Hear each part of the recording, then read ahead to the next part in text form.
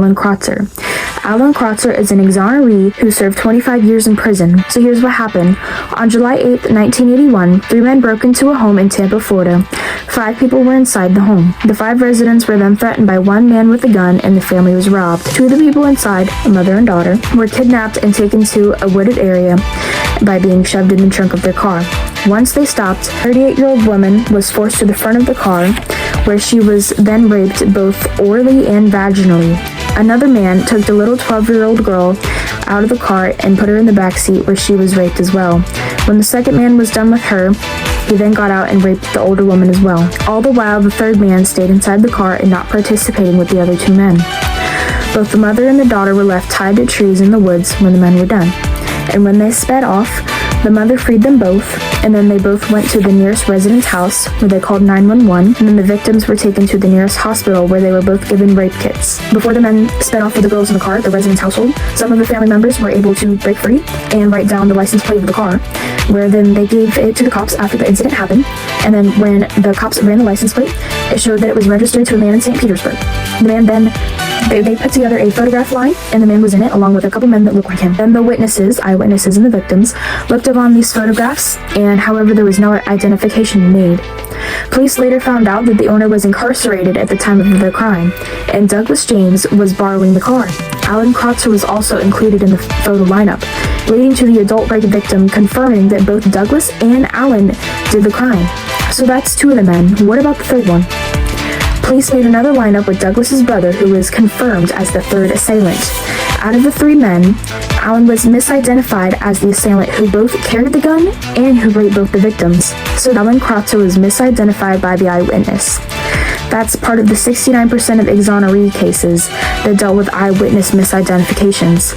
Pretty wild. After all 3 men were identified, the FDLE, the Florida Department of Law Enforcement, tested the samples from the rape kits the woman took.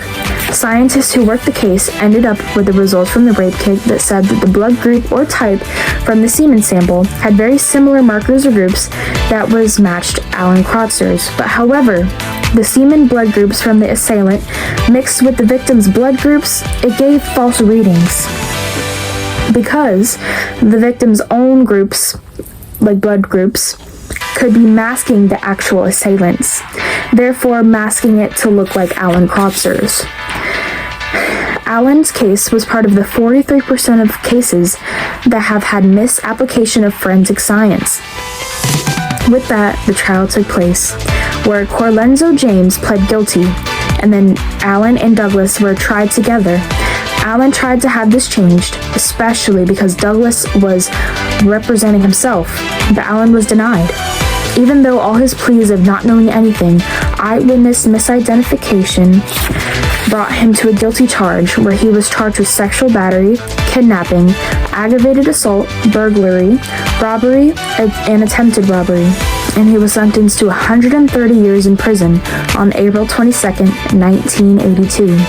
However, years later, in 2003, Alan pushed for evidence to be examined again. The evidence was then tested out of 3 different places. The last test shown that the samples from the rape kit belonged to an unknown person. Therefore, it couldn't have been anyone already imprisoned.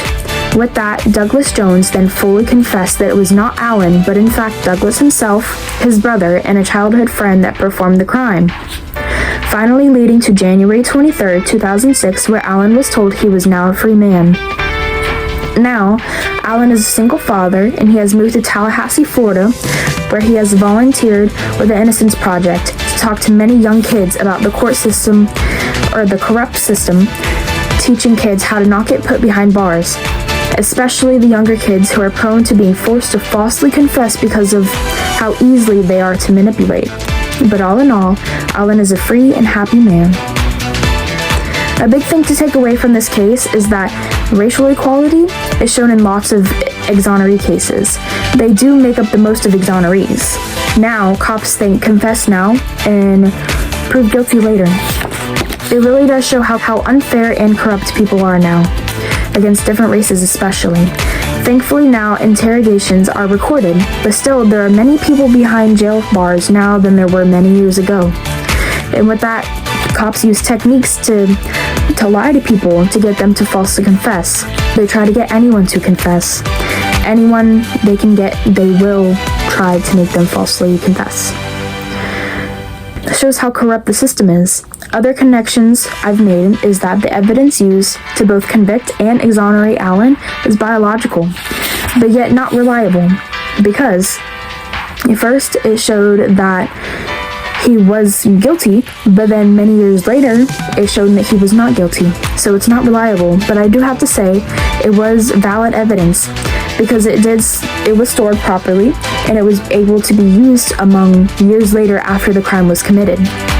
And finally, today I would still vouch that he is innocent, because it was shown that eyewitnesses aren't always right, and I would still call to see if the evidence is reliable before talking to the jury. And that is it for Alan Crotzer. Thank you so much.